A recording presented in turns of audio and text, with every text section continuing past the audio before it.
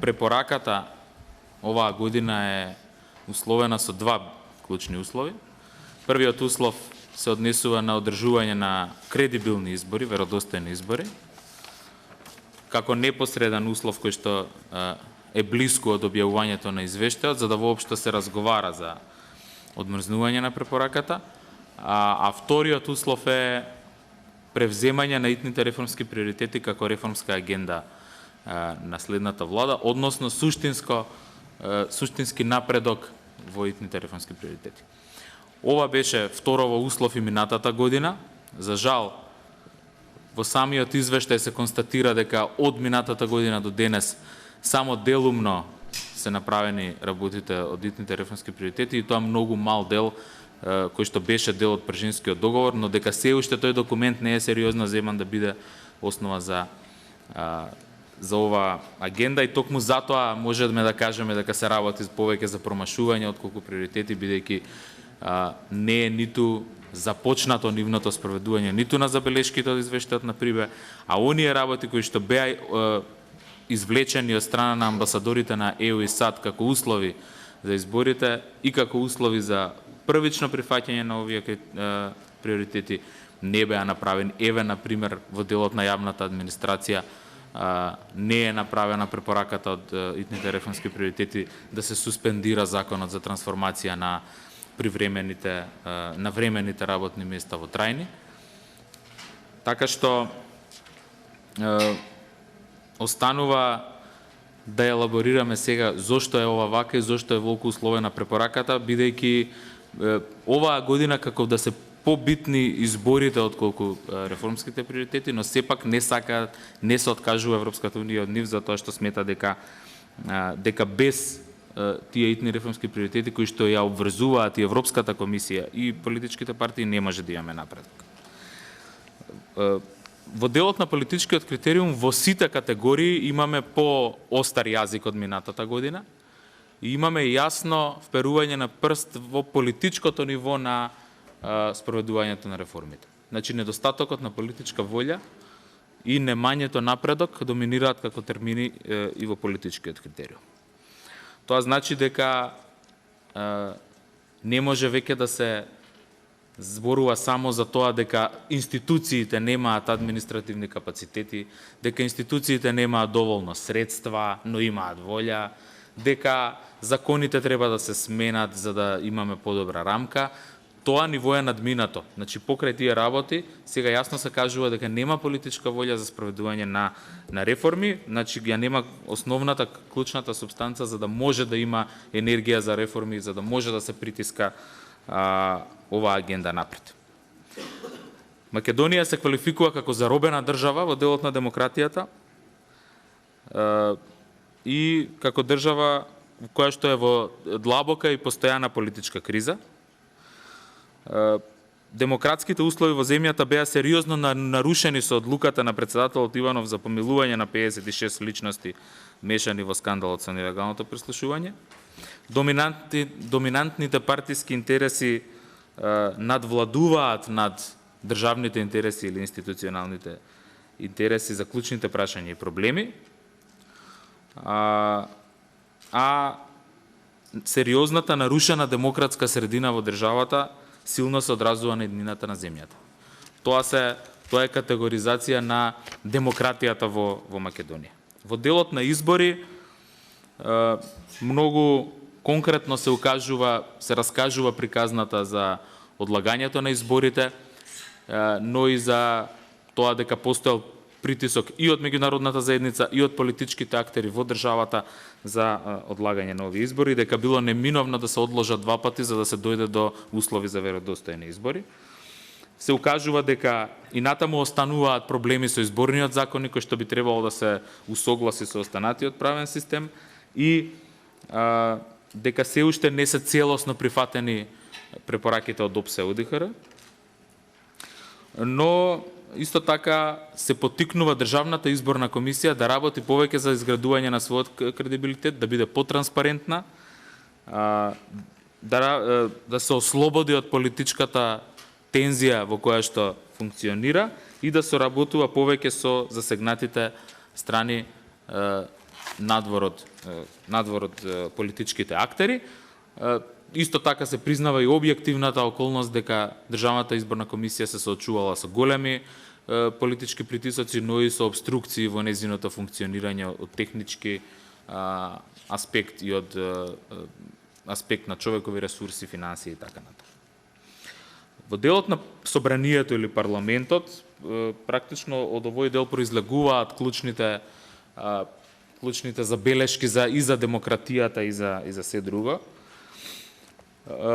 Општа оценка е дека собранието не ја врши адекватно својата улога во речиси ниту една област во која што има надлежности. Значи, нити ја врши својата улога во во законодавна смисла, значи законите се носат многу често по брза постапка, без консултации со граѓаните, без консултации дури ни со политичките партии во парламентот некогаш, со сите.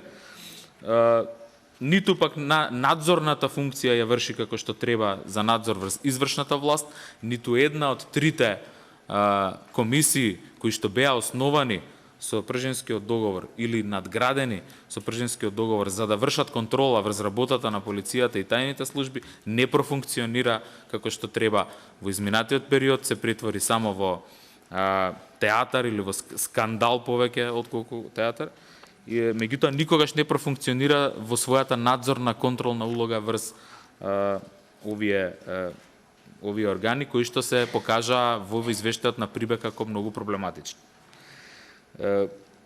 Исто така, истото се однесува и на онаа функција, буџетска функција на дискутирање и усвојување на буџетот. Значи, ниту една од функциите на парламентот не е оценета како соодветна.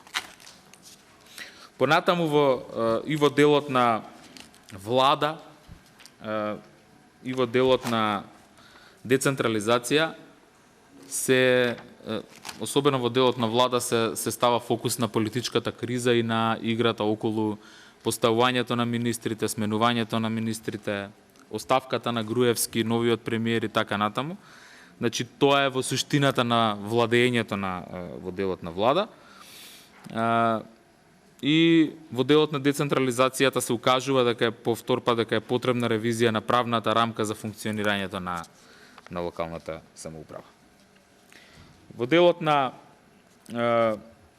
јавната администрација, како основни причини за загриженост се истакнуваат неефективната одговорност, употребата на јавниот сектор како политички инструмент, значи неодвојувањето на државата од партијата, наводи за притисок врз вработените, наводи за политизација, искористување во партиски цели и недостаток на јавна контрола врз институциите, односно врз јавната администрација.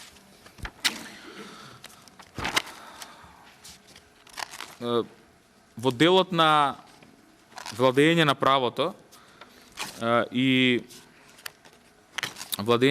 борба против корупцијата се повторуваат оние делови од 23-ка, затоа нема многу на тоа да се осврнувам, ќе оставам повеќе простор на уранија, бидејќи таа ќе зборува за поглавјето 23, но би сакал да нагласам дека и владењето на правото и борбата против корупција се под влијание на политичката криза и на работата на специјалното јавно обвинителство. Значи, специјалното јавно обвинителство како структура непосредно се доведува во врска со владењето на правото и со борбата против корупција и затоа не можеме да ги одвоиме тие работи едно од друго. На крајот би завршил само со делот на граѓанско општество, кој што мислам дека е различен од се досега што се работело, и сите извештаи претходно, и мислам дека дава една убава слика за тоа што се случува во граѓанското општество и многу е битно како ќе ја прочитаме и како ќе ја сватиме.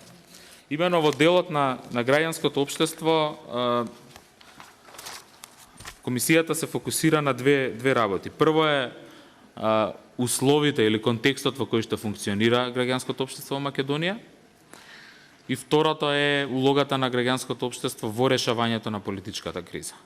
Значи, во контекстот во кој што функционира граѓанското општество, детално и точно се опишуваат објективно сите притисоци со кои што сите ние се соочуваме секојдневно. Од медиумските хајки до судските процеси, честите повикувања во полиција на сите оние кои што биле активни учесници или на протести или биле критичари на власта, и разните видови други на притисоци преку откривање на личните податоци или јавното клеветање на сите како група или на поединци.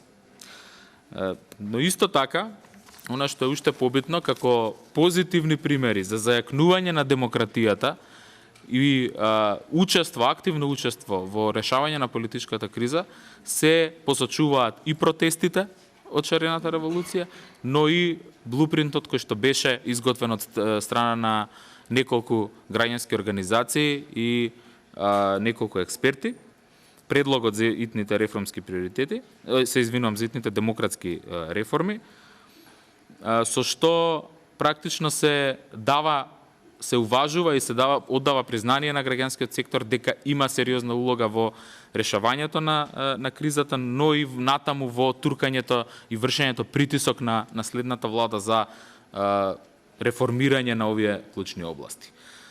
Според мене заклучокот покрај тоа што ако објективно гледаме требаше веќе одамна да ни биде земена препораката.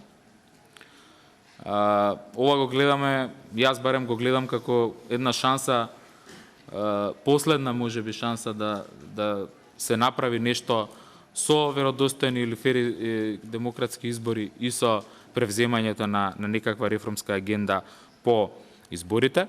Но мислам, тоа го кажав неколку пати, веќе би го повторил за крај, мислам дека е многу важно реформската агенда да не се остава само на владата, на било која влада.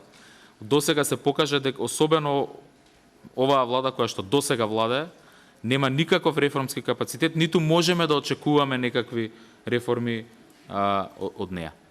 Потребно е, неопходно е реформите да ги прави владата, меѓутоа во соработка и согласност и со опозицијата, значи со зголемена улога на собранието на Република Македонија, со активна улога во консултирање и прибирање на квалитетни идеи и нивна разработка од граѓанското општество, но и од сите засегнати страни кои што можат да помогнат во тоа. Значи реформската агенда да не биде само владина агенда, туку да биде општествена агенда за да може да има ефект и за да може да придонесе на излез од кризата.